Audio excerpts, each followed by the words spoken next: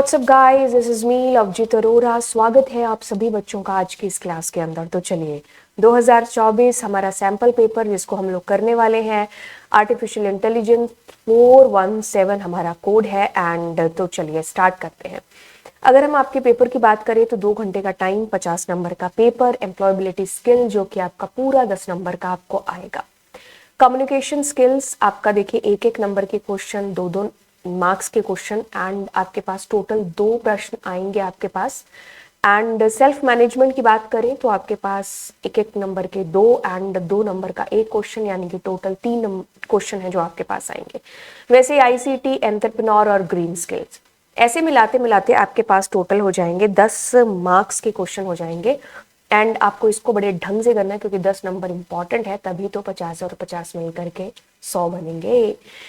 Okay, subject specific skill यानी कि 40 number का आपके पास आएगा। अब देखिए इंट्रोडक्शन टू एआई की बात करें या एआई प्रोजेक्ट साइकिल की बात करें तो आपके लिए देखो बहुत इंपॉर्टेंट हो जाता है, क्योंकि एक एक नंबर से ही बूंद बूंद से गढ़ा भरेगा ना, वो डेफिनेशन यहाँ पर बिल्कुल 100% जो है बैठती है। क्योंकि 5 क्वेश्चन आएंगे आपको एक एक नंबर के, फिर आपको 2 मार्क्स का एक क्वेश्चन, 4 बड़े क्वेश्चन के अंदर आपको एक क्वेश्चन आएगा, तो टोटल 7 नंबर का हो जाएगा आपका पूरा चैप्टर।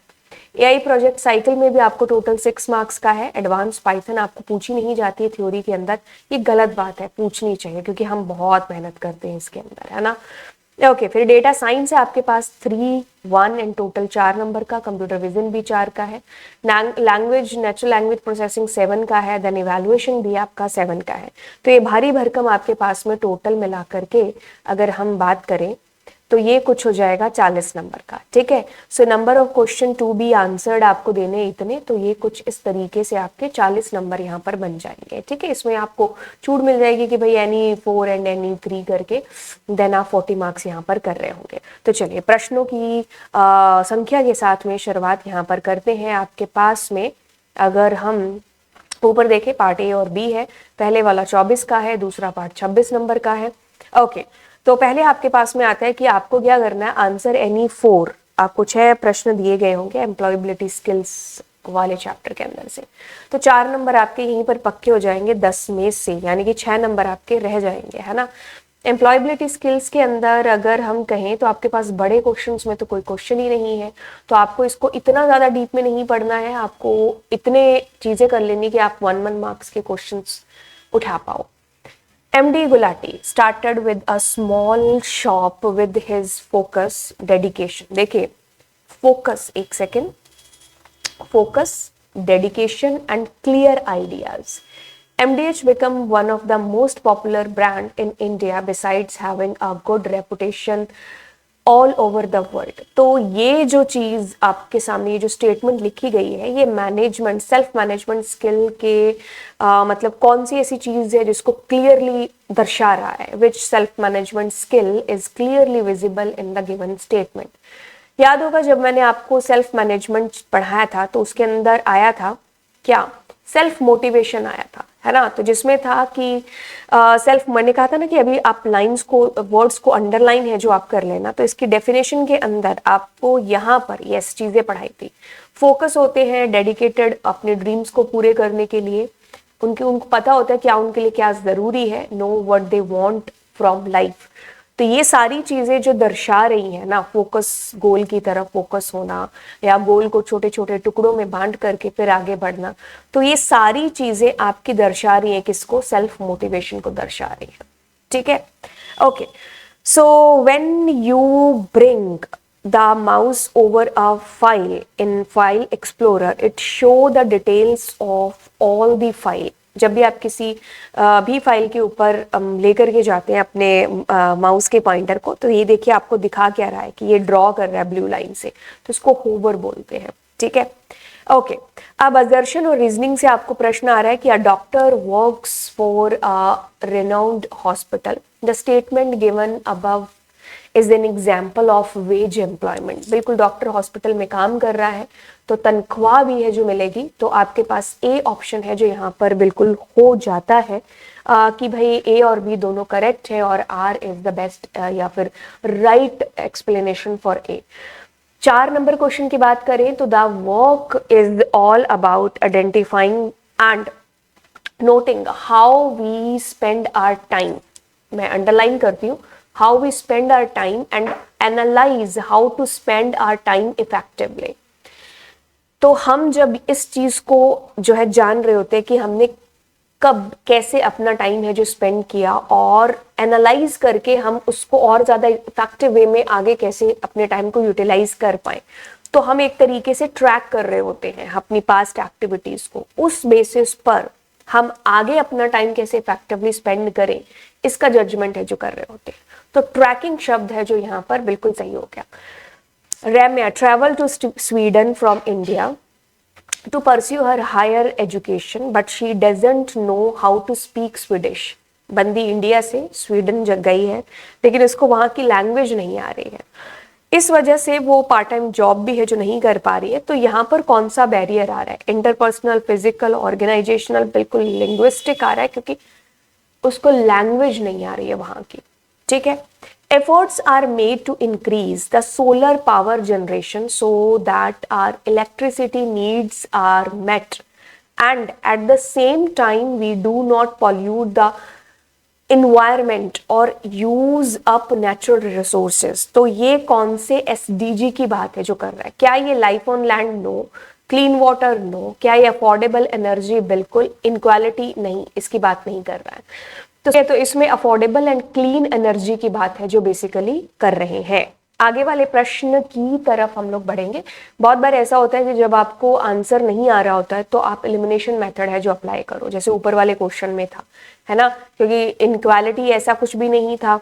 ठीक है, ऊपर वाला क्वेश्चन। ठीक है, लाइफ एंड लैंड भी नहीं था, क्लीन वाटर वगैरह की बात नहीं हो रही थी, तो अफोर्डेबल एंड क्लीन एनर्जी की बात है जो हो रही थी।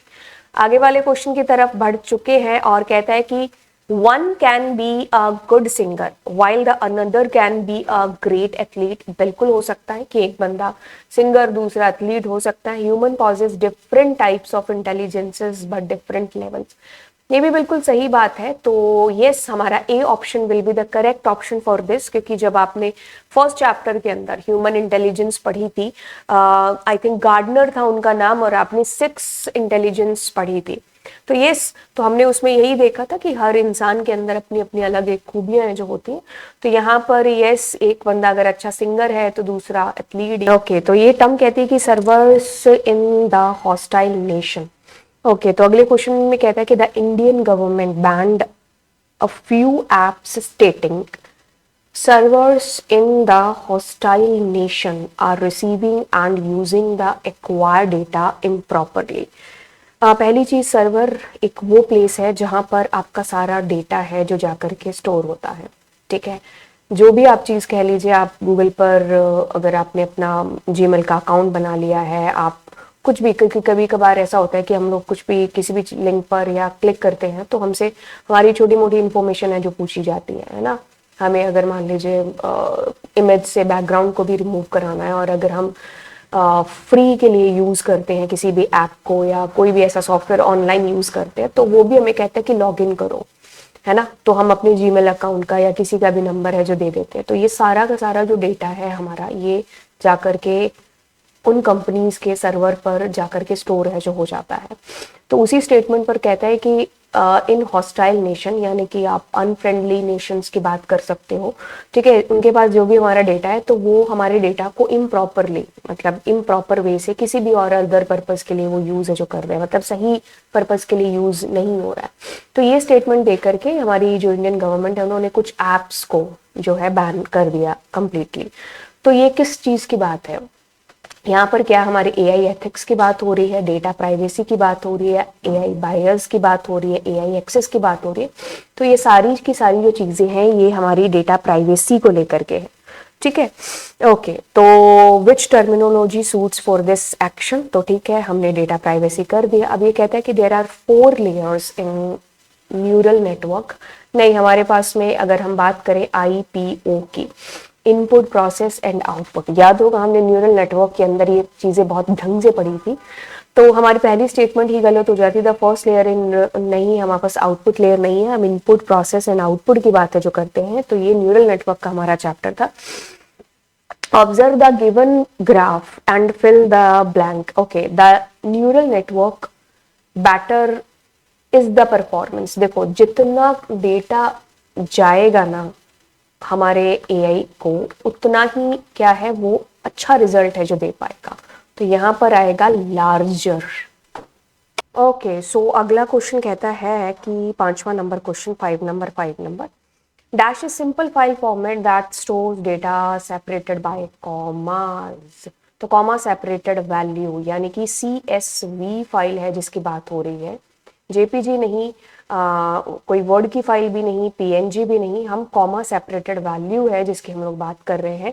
क्योंकि जब मुझे याद है हम लोगों ने पढ़ा था जिसमें हम लोग CSV फाइल और हमारा SQL पढ़ रहे थे, और हम लोग एक्सेल हम लोगों ने देखा था, है ना, डेटा साइंस वाले चैप्टर के अंदर। तो जिसमें हम लोगों ने छोटी छोटी डेफिनेशंस देखी होंगे अगर आपको याद हो तो। Corpus contain 4 documents in which the word died was appearing once in document 1। मतलब आपके पास कुछ बंच है, आप कह लो कि 4 डॉक्यूमेंट्स का या 4 अलग डॉक्यूमेंट्स आपके, तो उसमें एक वर्ड है जिसका नाम है डाइट, और वो आपके पास में क्या है एक बार आता है।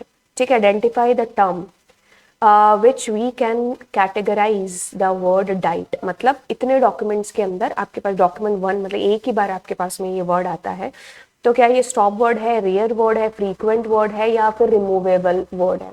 तो ऐसे वर्ड्स जो रेयरली आते हैं तो उनको रेयर वर्ड्स के नाम से है जो जाना जाता है। ठीक है, ओके। अब आते हैं अगले पर, और कहता है कि आंसर एनी 6 में से आपको read the examples given below. आप using chat GPT to write an email. पहले इसमें से देखते हैं, इसमें से आपको ये चूज करना है कि जो एआई नहीं है। हाँ, चैट जीपीटी आर्टिफिशियल इंटेलिजेंस का एक best example. Face unlock technology of mobile phones, yes ये तो हम लोग पढ़ ही चुके हैं। Turning of lights, internet of things नहीं, सैनिटाइजर नहीं, सेंसर्स का यूज हो रहा है इसके अंदर। तो हम 3 और 4 यानी कि हम लोग सी को आंसर यहाँ पर कर देंगे, तो that will be best answer हमारा। Dash refers to the type of features that we want to collect. तो देखो कलेक्ट का मतलब डेटा की बात हो रही है, तो फीचर पूछा है तो आपसे डेटा फीचर्स की बात है जो यहाँ पर कर रहा है। Which of the following is an application of data science?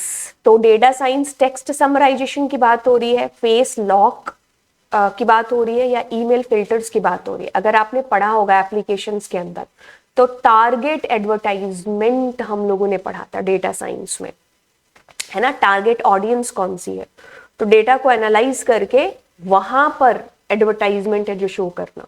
ठीक है, जैसे मान लीजिए मैं बीबा के प्रोडक्ट बहुत सर्च करती हूँ, है ना, मतलब मान लीजिए, है ना। तो अब मैं मेरे को टारगेट करके कि अच्छा ये उस जो है ब्रांड के प्रोडक्ट सर्च करती है ज्यादा, तो इसको मतलब ये मेरी टारगेट ऑडियंस है ना, तो मेरे को उसकी प्रोडक्ट है वो ज्यादा डिस्प्ले है जो होंगे, है ना। तो जैसे मान लो कोई घर सर्च कर रहा है, तो अब घर सर्च कर रहा है तो हर किसी को मतलब 20 बंदे अगर उस वेबसाइट पर जा रहे हैं तो 15 बंदे अगर सर्च कर रहे हैं ना, तो ये 20 की बजाय उन्हीं 15 बंदों को वो प्लॉट जो भी सर्च कर रहे हैं, घर सर्च कर रहे हैं, उनकी एडवर्टाइजमेंट जाएगी। तो ये देखा जाता है टारगेट ऑडियंस कौन सी, इसीलिए तो डेटा को एनालाइज करते हैं। Okay, so dash is the process of finding instances of real world object in image। एक इमेज है उसके अंदर आपको जो है फाइंड करना है कि आपका ये ऑब्जेक्ट जो है कहाँ है, मतलब आपको ऑब्जेक्ट को अपने को फाइंड है जो करना है एक इमेज में या वीडियो के अंदर।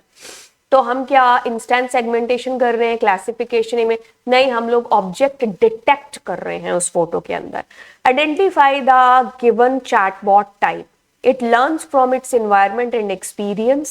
It also builds on its capability based on the knowledge. These can collaborate with humans, working alongside them and learning from their behavior. तो मतलब एक ऐसे रोबोट की बात है जो हो रही है कि भाई वो अपने मतलब आसपास के एनवायरनमेंट से और एक्सपीरियंस से सीखता है। ठीक है, और कह लो कि भाई जो है वो मतलब ह्यूमन के जैसे ह्यूमन की तरह एक्ट करता है ना, उसी तरीके से एक्ट करने की कोशिश करता है, और उसी से ही ह्यूमन से ही सीखने की कोशिश है जो करता है। तो इस तरीके की जो चैटबॉट है उसको क्या कहेंगे, तो स्मार्ट है भाई ये वाली चैटबॉट, तो स्मार्ट चैटबॉट का नाम है जो इसको दिया जाएगा। ये आप लोगों ने F1 स्कोर इसको देखा होगा इवैल्यूएशन वाले चैप्टर के अंदर, है ना। तो F1 तो आपका आता है प्रिसीजन एंड रिकॉल के अंदर। इसका एक फॉर्मूला भी है जो होता है हमारी ये वाली जो बुक है, हैंड बुक है ना, इसके अंदर जो है बताया गया है। तो मैं एक बार ऊपर चलती हूँ और आई थिंक इसी के अंदर ही होगा, इवैल्यूएशन वाले चैप्टर के अंदर ही आपने इसको है जो पढ़ा होगा। तो ये काफ़ी इंपॉर्टेंट है। इसके अंदर ये जो हम कंफ्यूजन मैट्रिक्स बनाते हैं, that is very very important. इसको आप देखना, इसके ये फॉर्मूलाज हैं, ये भी आप अच्छे से कर लेना कि एक्यूरेसी किस तरीके से फाइंड है जो करते हैं। ठीक है, प्रिसीजन देन आपके पास में, ठीक है। तो ये सारे फॉर्मूलाज आपको बड़े ढंग से तैयार करने हैं। रिकॉल का फॉर्मूला आपके पास में, ठीक है, यस F1 स्कोर। तो ये आपके पास में देखो प्रिसीजन एंड रिकॉल, ठीक है। तो इसका फॉर्मूला इज दिस, तो precision multiply recall, precision plus recall multiply 2 कर देना, ठीक है। तो दैट इज इंपॉर्टेंट, इसको आप ढंग से है जो याद कर लेना कहीं ना कहीं 2-4 बार इस फॉर्मूलाज को। बाकी समझाए इतने अच्छे तरीके से कि आपको बैठ जाएगा दिमाग। अगला आपके पास में है आंसर है एनी 5 out of 6 रिश्ती learn about AI terminologies but was not able to recollect the term that is used to refer to machine that perform task with vast amount of data using neural network। तो neural network वाला concept किसमें आता था, जिसमें बहुत सारे data को हम लोग देते थे अपनी मशीन को। तो ये हमारा डीप लर्निंग के अंदर है जो कंसेप्ट आता था। तो डीप लर्निंग है, इस रिश्ते को याद दिलाना पड़ेगा, ठीक है। स्टेटमेंट 1 कहती है कि the output given by the AI model is known as reality. नहीं, दोनों उल्टी पुल्टी लिख दी है चीजें। द रियल सिनेरियो नहीं, रियल सिनेरियो इज रियलिटी, और ये प्रेडिक्शन करता है हमारा AI मॉडल। तो ये दोनों स्टेटमेंट्स आपकी गलत हैं। Rajat has made a model which predicts the performance of Indian cricket player in upcoming matches. Okay, he collect the data of players' performance with respect to stadium, bowler, opposite team and health. His model works with good accuracy and precision values. Which of the following या which statement जो है वो क्या है, incorrect है। ये भी देख लेना, करेक्ट पूछा है कि इनकरेक्ट पूछा है, ठीक है। मतलब एक तरीके से भाई हमें ऐसा है कि हम एक क्रिकेट का हमने एक मॉडल क्रिकेट के लिए बना लिया है। तो क्या कर रहा है कि वो मतलब अपकमिंग मैचेस के लिए ना थोड़ा प्रेडिक्शन करके हमें जो बता रहा है, और वो सही प्रेडिक्शन करके बता रहा है। तो उस बेसिस पर हमें ये बताना है कि जो उसने ये डेटा कलेक्ट किया है, ठीक है, कि स्टेडियम हो गया, बॉलर हो गया, या अपोजिट टीम हो गया है ना, या हेल्थ हो गया, ठीक है। तो ये मतलब कौन सा जो है वो गलत है। कहता है कि data gathered with respect to stadium, bowler, opponent team, health is known as testing data. देखो एक चीज है कि अगर हम कहें स्टेडियम, क्योंकि किसी भी स्टेडियम में मैच है जो हो सकता है, ठीक है, ओके। अब बॉलर्स ऐसा नहीं है कि जो पिछली टीम में थे वो ही अगली टीम में भी होंगे, ऊपर नीचे हो सकता है उनका सीक्वेंस, या अलग बॉलर है जो हो सकते हैं क्योंकि टीम अलग हो सकती है, ठीक है। ऑपोजिट टीम बिल्कुल अलग हो सकती है ना, ओके। हेल्थ ऊपर नीचे हो सकती है किसी भी प्लेयर की। तो ये हम टेस्टिंग के लिए हम नहीं है जो डाल सकते, है ना। तो ये हमारी स्टेटमेंट है जो बिल्कुल इनकरेक्ट है। Data given to AI model to check accuracy and precision is testing data, बिल्कुल ये हमारा टेस्टिंग डेटा है। Training data and testing data require, बिल्कुल डेटा एक्विजिशन के अंदर ही है जो हम लेते हैं, और फिर हम इनको रेशियो में बांटते हैं 2:1 के अंदर, कि 2 हमारा टेस्टिंग के लिए जाएगा, 1 हमारा 2 हमारा ट्रेनिंग के लिए जाएगा एंड 1 हमारा टेस्टिंग के लिए जाएगा। Training data is always larger, बिल्कुल ट्रेनिंग हम ज्यादा से देते हैं, है ना, क्योंकि पेपर के अंदर अगर आपने 100 सवाल पढ़े हैं तो पेपर में आपसे 10 ही पूछे जाएंगे। तो टेस्ट कम से होता है, ट्रेनिंग ज्यादा से होती है। हाउ मेनी चैनल्स, तो RGB 3 कलर है हमारे पास में, रेड, ग्रीन, ब्लू। आगे कहता है कि which feature of NLP helps in understanding the emotions of people mentioned with the feedback. Emotion की बात हो रही है तो वर्चुअल बिल्कुल नहीं, सेंटिमेंट की बात है जो यहां पर हो रही है। बी ऑप्शन हमारा बिल्कुल सही है। सार्थक made a face mask detector system for which he had collected the data set and used all the data set to train the model. Then he used the same data to evaluate the model, which resulted in the correct answer all the time but not was able to perform with unknown data set. देखिए ये सीधा से है कि आपके paper में ना 20 सवाल थे, तो आपके टीचर ने 20 सवाल तो वो तुम्हारे टेस्ट में दे दिए, और मतलब 20 सवाल तुम्हारे क्लास टेस्ट में दे दिए और वही तुम्हारे फाइनल टेस्ट में दे दिए, तो तुम्हारे अच्छे नंबर आ गए।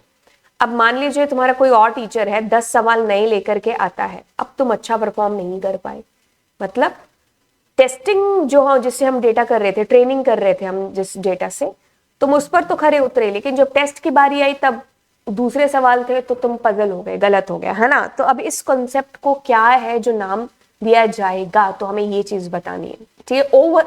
ठीक है, तो यहाँ पर एक टर्म आती है आपके पास में, ओवर फिटिंग, ठीक है। तो ये टर्म है जो यहाँ पर आपको याद रखनी है।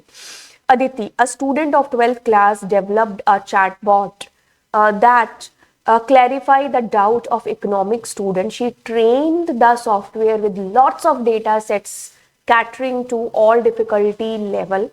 If any student would type or ask questions related to economic, the software would give an instant reply. ठीक है, तो बच्चे, उसने एक सॉफ्टवेयर बना दिया, ठीक है, इकोनॉमिक्स के बच्चों के डाउट सॉल्व करने के लिए। बच्चा कुछ भी पूछ रहा है तो वो उसको इंस्टेंट आंसर कर रहा है, ठीक है। तो ये जो उसने बच्चे ने चैटबॉट बनाई है, तो ये कौन से डोमेन के अंदर है जो आती है, तो ये डोमेन आपका हो गया नेचुरल लैंग्वेज प्रोसेसिंग डोमेन है जो हो गया, क्योंकि इकोनॉमिक्स के डाउट है तो अब वो जो है टेक्स्ट के थ्रू ये जो उससे पूछेगा, है ना, तो नेचुरल लैंग्वेज प्रोसेसिंग इसका आंसर होना चाहिए। which evaluation parameter takes into consideration all the correct predictions। ये हमारा जो चैप्टर है, ये वाला एक्यूरेसी, लास्ट वाला जो चैप्टर इवैल्यूएशन उसके अंदर से है, तो ये एक्यूरेसी इसका आंसर है जो करेक्ट होगा, क्योंकि अगर हम क्वेश्चन की बात करें, evaluation parameter takes into consideration all the correct predictions, तो ऑल दी ऑब्जर्वेशन, जितनी भी ऑल दी करेक्ट प्रेडिक्शंस हैं, तो ये हमारा एक्यूरेसी के ऊपर है जो आता है। एक्यूरेसी यानी कि करेक्ट प्रेडिक्शन और जितने भी टोटल नंबर ऑफ प्रेडिक्शंस हैं मल्टीप्लाई 100, तो ये एक्यूरेसी कुछ इस तरीके से निकलती है, तो हमारा answer will be here accuracy. Dash means a picture element which is the smallest unit of information that makes up a picture। तो यहाँ पर सबसे छोटी यूनिट की बात हो रही है, तो एक पिक्सल जिसको है, जो हम लोग कहते हैं पिक्सल, सबसे स्मॉलेस्ट यूनिट एक पिक्चर की। What do you mean by syntax? यानी कि हम उस पर्टिकुलर लैंग्वेज के रूल्स और रेगुलेशन की बात कर रहे हैं, तो मीनिंग नहीं, ग्रामेटिकल स्ट्रक्चर, बिल्कुल हम उसके ग्रामेटिकल स्ट्रक्चर की बात कर रहे हैं कि कौन किसके आगे पीछे है जो आएगा।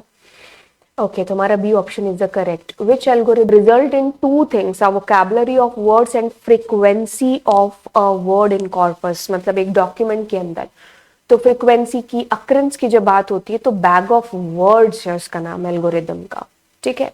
तो which one of the following scenario result in high false positive cost. हमारा लास्ट इवैल्यूएशन वाले चैप्टर के अंदर से है, तो इसमें जितने भी आपको फंडास बताए थे, हाई फॉल्स पॉजिटिव कोस्ट या हाई फॉल्स नेगेटिव कोस्ट, तो सब आप अच्छे ढंग से है जो कर लेना। इसका answer will be the spam filter.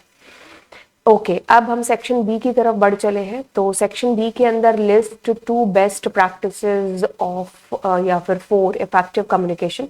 इसके लिए हम क्या करते हैं, इसकी आंसर की है जिसको ओपन कर लेते हैं साथ साथ, तो आंसर जो है हमें आसान हो जाएगा इसकी लैंग्वेज और अपनी लैंग्वेज को बना। ओके, सो हमारी आंसर की भी साथ में ओपन हो चुकी है। तो list 2 best practices for effective communication, तो आप अपनी लैंग्वेज में लिख सकते हो कि यूज सिंपल वर्ड या be respectful of others opinion. इनमें से आपको जो भी लगे, या चौथा पांचवा कोई भी आपको अपनी तरफ से लिखे, तो वो आप पेपर में करके आ सकते हो। What is the importance of setting goal in life, ये सारे क्वेश्चन आप अपने मन से कर सकते हो, ठीक है। The process of goal setting in your life helps you decide on how to live your life where you want to be. ठीक है, बुकिश लैंग्वेज आपको लिखनी है तो आप लिख सकते हो अपनी तरफ से, अगर आपको मन से बनाना है, that also you can do. The Trojan horse was a wooden horse said to have been used by Greek during the Trojan War। Okay, तो इसमें कंप्यूटर टर्मिनोलॉजी में ये जो ट्रोजन हॉर्स है ये एक मालवेयर है, ठीक है।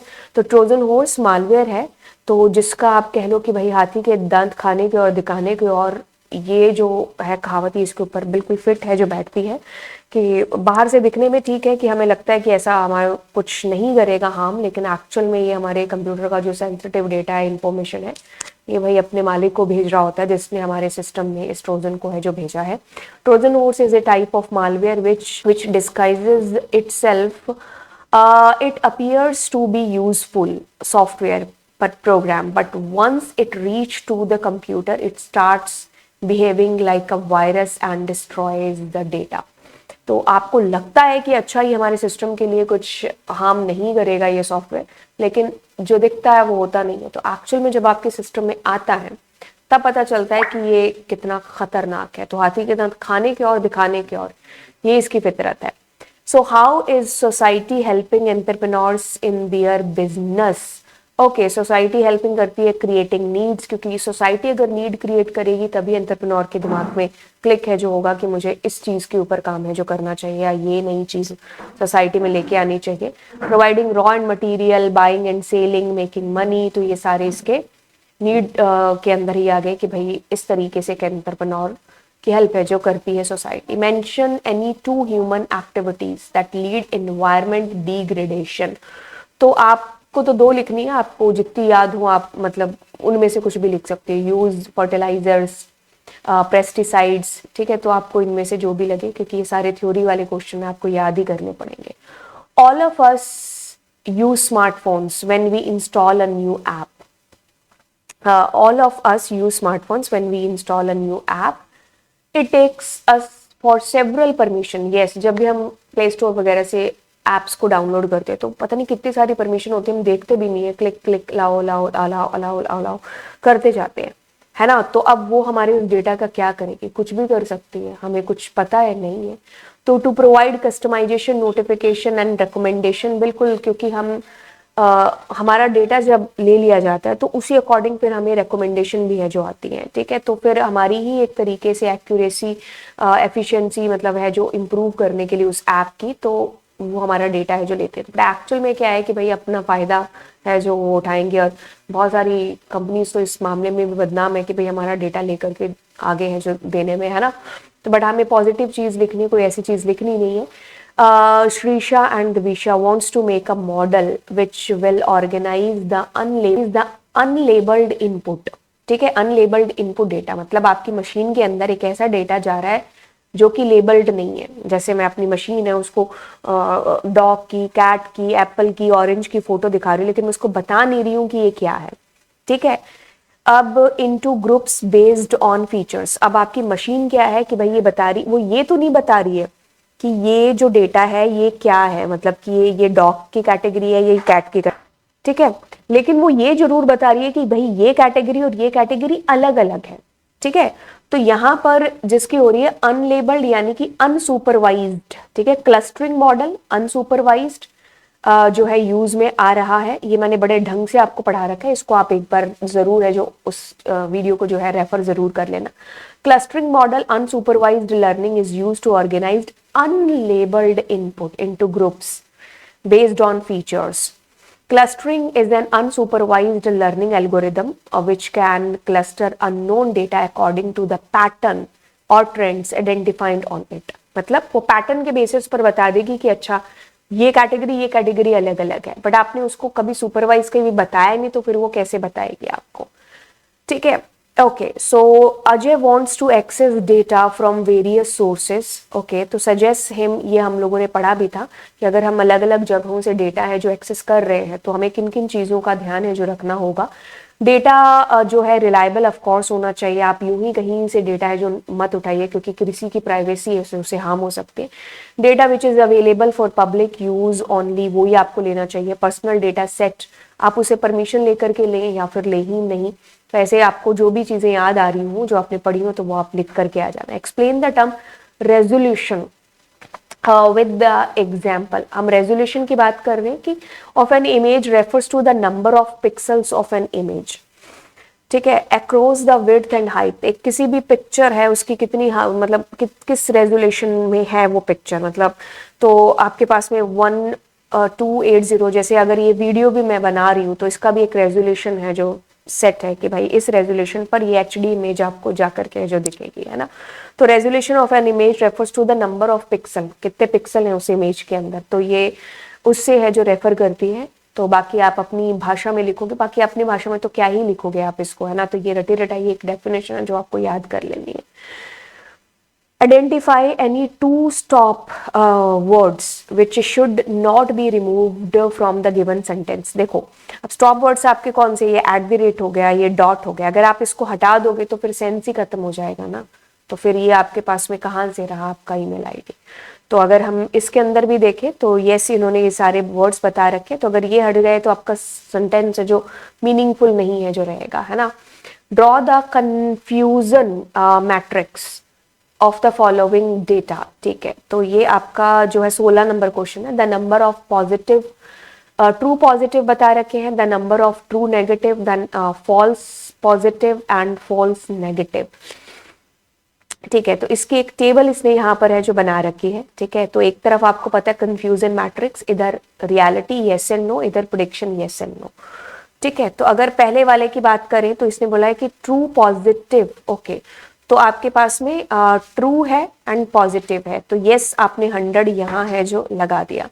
The number of true negative कितना है, 47, ट्रू है एंड नेगेटिव है, ठीक है। तो ट्रू एंड नेगेटिव नो के अंदर है, नेगेटिव है तो आप 47।